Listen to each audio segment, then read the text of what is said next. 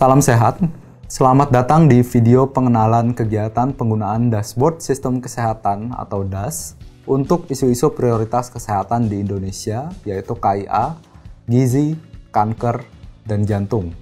Perkenalkan, nama saya Adi, pengembang Dashboard Sistem Kesehatan. Saya akan memandu Anda untuk mengeksplorasi dashboard ini. Kita akan memulai dengan cara mengakses dashboard ini melalui URL das.kebijakankesehatanIndonesia.net. Jika Bapak Ibu sebelumnya sudah familiar dengan website Kebijakan Kesehatan Indonesia, Bapak Ibu dapat masuk melalui website kebijakankesehatanIndonesia.net, lalu pilih DAS di kolom sebelah kanan. Bapak Ibu akan diantarkan ke dalam halaman muka website Dashboard Sistem Kesehatan. Nah, kita akan mengenali lebih dalam lagi mengenai DAS. DAS ditujukan untuk menjadi rujukan utama dalam pengembangan kebijakan sistem kesehatan di Indonesia. Selama setahun ke belakang, kami telah menggunakan DAS untuk memperkuat kebijakan JKN lewat berbagai aktivitas penelitian, analisis kebijakan, dan berbagai pelatihan serta seminar. Saat ini, kami ingin memperluas fungsi DAS untuk isu-isu kesehatan krusial, yaitu KIA, kanker, gizi, dan jantung. Bapak Ibu dapat masuk ke dalam data nasional. Di dalam halaman data nasional, kita dapat menemui 4 kotak yang merupakan kotak-kotak isu prioritas.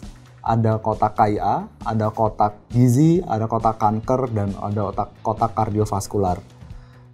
Selanjutnya, tidak hanya untuk data kesehatan, kita juga memiliki kotak-kotak isu serupa di bagian penelitian, analisis kebijakan, dan rekomendasi kebijakan atau policy brief.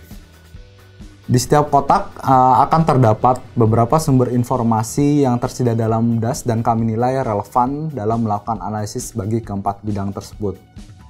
Kita masuk ke dalam kotak KIA.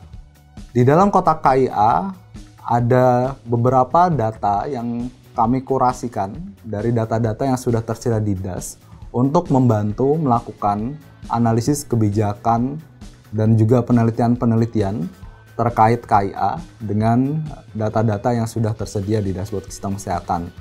Pertama, kita memiliki data persebaran SDM kesehatan, lalu ada data persebaran layanan RS. Kedua data ini, data persebaran SDM dan data persediaan layanan rumah sakit, diperoleh melalui data RS online dari situasi di Juni 2020. Lalu, setelah itu, kami juga menyiapkan tautan untuk menuju aplikasi komunikasi data milik Kementerian Kesehatan. Di sana terdapat beberapa data-data cakupan yang akan sangat berguna untuk melakukan analisis di Indonesia maupun di level daerah.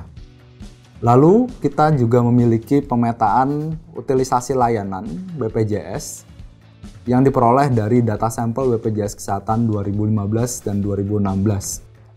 Lalu terakhir, kita memiliki tautan untuk menuju visualisasi data Burden of Disease dari Institute for Health Metrics Evaluation atau IHME milik University of Washington.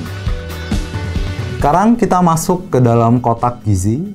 Untuk gizi, data yang tersedia mirip dengan KIA. Kita memiliki data persebaran SDM kesehatan, lalu persebaran layanan RS, lalu juga ada Komdat dari Kementerian Kesehatan dan juga ada pemetaan utilisasi BPJS. Tetapi untuk kotak gizi, kami menambahkan tautan menuju dashboard si gizi terpadu milik Direktorat Gizi Kementerian Kesehatan. Sekarang kita masuk ke dalam kotak kanker. Di dalam kotak kanker ada data persebaran SDM kesehatan, data persebaran layanan rumah sakit, pemetaan utilisasi layanan BPJS Kesehatan, lalu juga data Burden of Disease. Dan terakhir untuk kotak kardiovaskular, ada data persebaran SDM kesehatan, data persebaran layanan rumah sakit, data pemetaan utilisasi BPJS, dan juga data Burden of Disease dari IHME. Isu utama yang didalami dalam pengembangan DAS selama 1 tahun ke belakang adalah isu-isu terkait kesetaraan atau equity.